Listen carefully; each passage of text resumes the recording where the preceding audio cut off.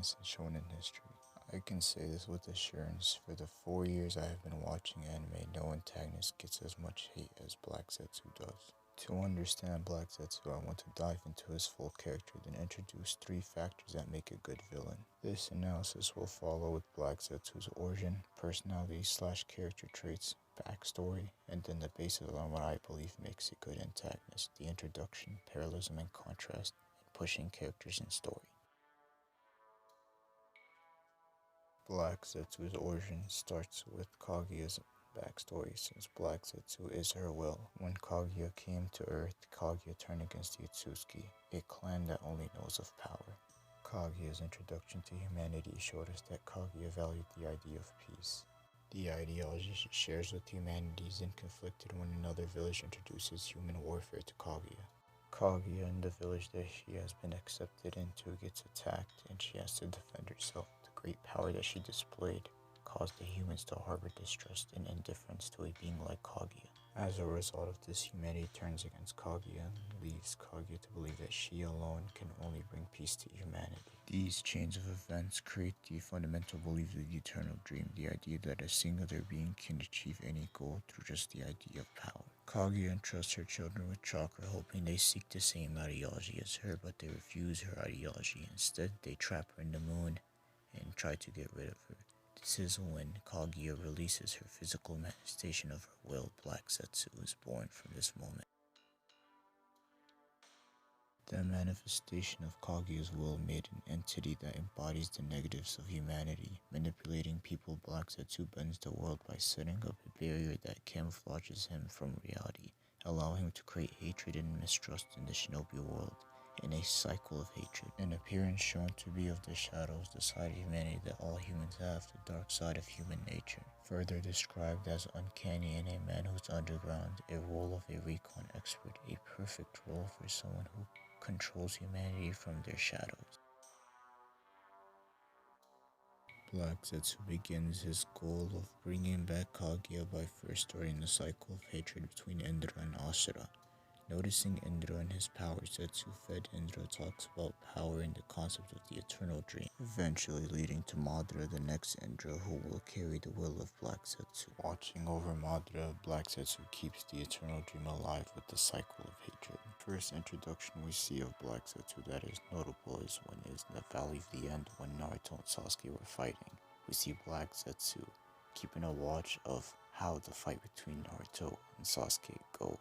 Sasuke being the next Madara in this cycle of hatred, and shown throughout the series to keep a watch over Sasuke to make sure that his path is still on the eternal dream, while also progressing the idea of the eternal dream by making sure every single power goes to an epicenter.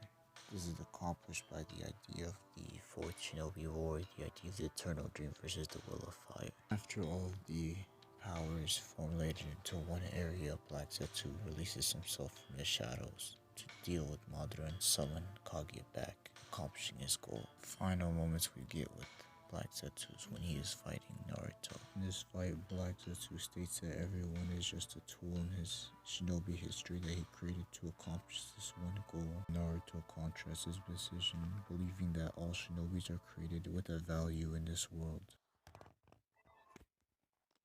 Black Zetsu's characterization as a scout, his appearance as a shadow, and his portrayal as the weakest Akatsuki gives you the mysterious vibe which moves his character in a subtle way, with the foreshadowing of him acting as Madara's will, further ironing his position as the major villain. When you see Black Zetsu stab Madara in the back, you start to realize how it happened and the complete irony behind it. As a human who believes he was above all people, was actually stabbed from behind by humanity's negative sides that he has been brewing inside of him and using this entire time.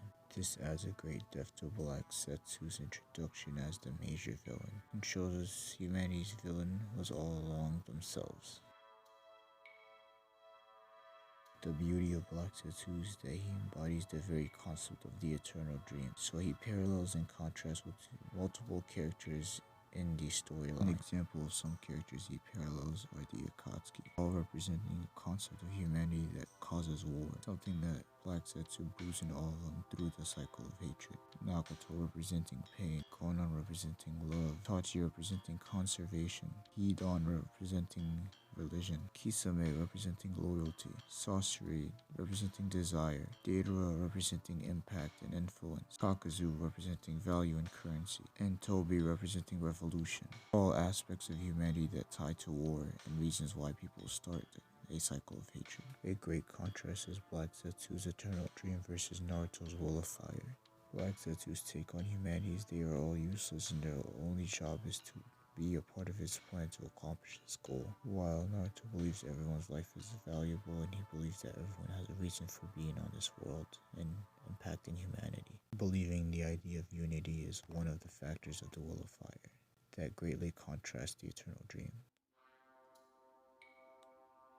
The cycle of hatred, the endless battle between the brothers, the embodiment of the Eternal Dream, all pushes the main cast and every shinobi in history, directly influencing the narrative, creating the overall themes of the story. As a character, Black Zetsu fits the narrative of a pure villain and greatly portrays and develops the idea of Naruto, truly an underrated villain.